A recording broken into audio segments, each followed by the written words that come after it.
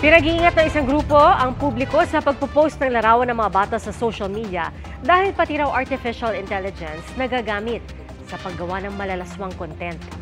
Saksi si John Consulta.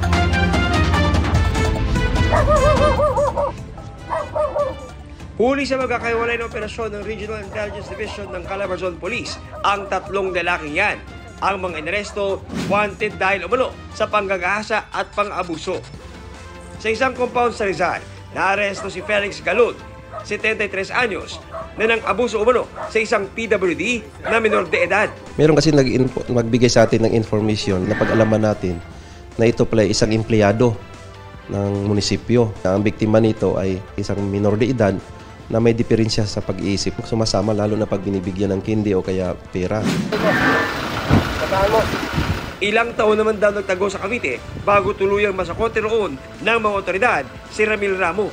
Wanted siya sa Romblon dahil sa 2 counts of rape. Karoon ng collaboration itong PRO Calabarzon at itong PRO Mimaropa, no, para mahuli itong suspect naman. Rape din itong kasong ito, no, qualified rape. Itong kasong ito is no bail.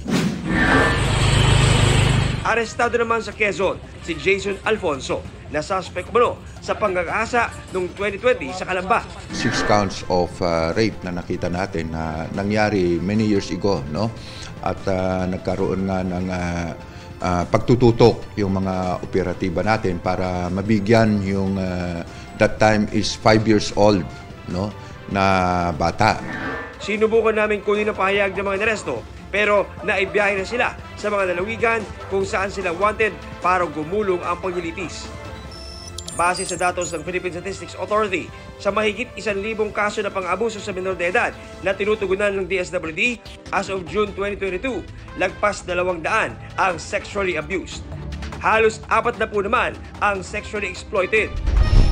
Pagdating naman sa mga naarestong foreign sex offender, tumaas ito sa 171 noong 2023 mula sa 14 noong 2022.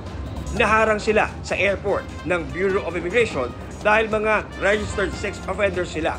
Ang mga nakalulusot na pedophile dahil hindi nakasuhan sa kanilang mga bansa, kinababahala ng Bureau of Immigration. Kaya dapat daw maging mapagbantay at magsumbong agad sa portal ng Bureau. Alamin natin kung ano yon, bakit nandoon. Ito ba ay magulang? Ito ba ay kamag-anak? Ano po ang ginagawa nila? Kung nakikita natin yung mga foreign national na marami pong iba't ibang mga kabataan na kasama sa iba't ibang araw, medyo magduda na po tayo. Dapat din daw mag-ingat sa pag-post ng larawan ng mga bata sa social media, lalo na kung ito ay public account. Ayon sa Council for the Welfare of Children, pati artificial intelligence o AI nagagamit na rin sa sexual abuse ng kabataan. They can capture perhaps the image of your child and fuse it with a not so good image, or a child sexual abuse or exploitation material. It's really an emerging threat. Wala pang naiulat na kaso sa Pilipinas, pero dahil nangyayari na sa ibang bansa, binabantayan na ito. Pati nga raw mga emoji, ginagamit na rin ng mga online sexual predator. Dahil technology to, kadalasan nauuna yan eh. At tayo naghahabol tayo, pero ginagawa namin ang pinakamabuti, no, na mahabol ang mga turns, ang mga panibagong turns na to. We teach our children so that even if we are not guarding them, kunyari po wala tayo sa bahay, they have that self-discipline not to go to dubious sites. Para sa GMA Integrated News, John Consulta ang inyong saksi. Mga kapuso, sama-sama tayong maging saksi. Mag-subscribe sa GMA Integrated News sa YouTube at para sa mga kapuso abroad, samahan niyo kami sa GMA Pinoy TV at sa www.gmanews.tv.